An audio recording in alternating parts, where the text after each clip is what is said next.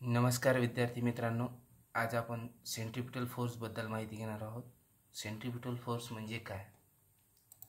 Centripetal फोर्सलाच अभिकेंद्री बल असेही म्हणतात.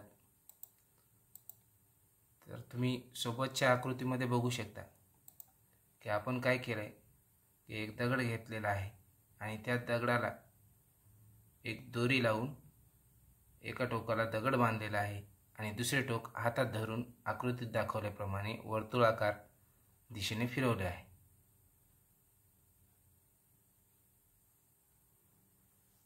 तर ज्यावेळेस आपण वर्तुळाकार दिशेने दगड दोरीला बांधून फिरवतो त्यावेळेस काय झालेलं आहे की आपण आकृतीत दाखवल्याप्रमाणे बघितलेलं आहे की दगड फिरवत असताना आपण दगडाला आपल्या बाजूने वर्तुळाच्या केंद्राकडे खेचत आहोत असे आपणास वाटते. याचाच अर्थ आपण त्या दगडावर कक्षेच्या दिशेने बल प्रयुक्त करत आहोत.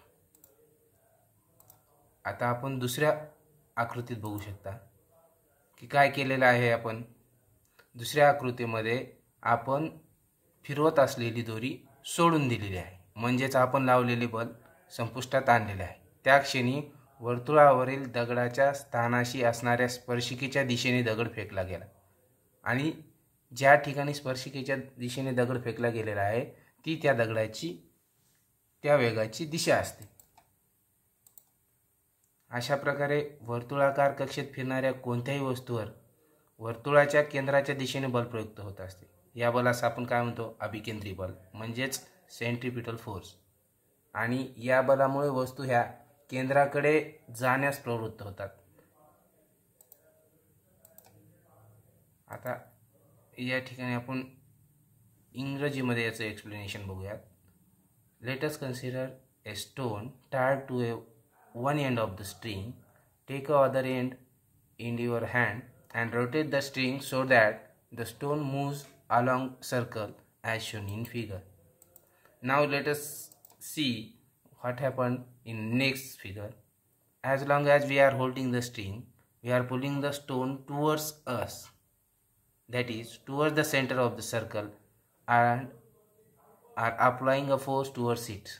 The force stops acting when we release the string. As you see in the figure, when the force stops, when you release the string, the force stops.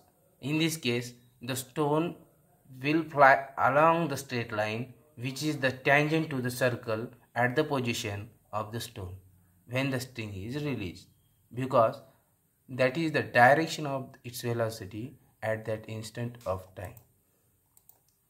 Now thus a force acts on any object moving along a circle and it is directed towards the center of the circle. This is called as centripetal force. Centripetal means center seeking, that is the object tries to go towards the center of the circle because of this force. Thank you. धन्यवाद. Please माझ्या व्हिडिओला like करा, comments करा आणि इतरांबरोबर share करा. आणि अशाच सायन्सबद्दलच्या व्हिडिओबद्दल माहिती घेण्यासाठी आमच्या चॅनलला सबस्क्राईब करा आणि सोबत चालत राहा. धन्यवाद.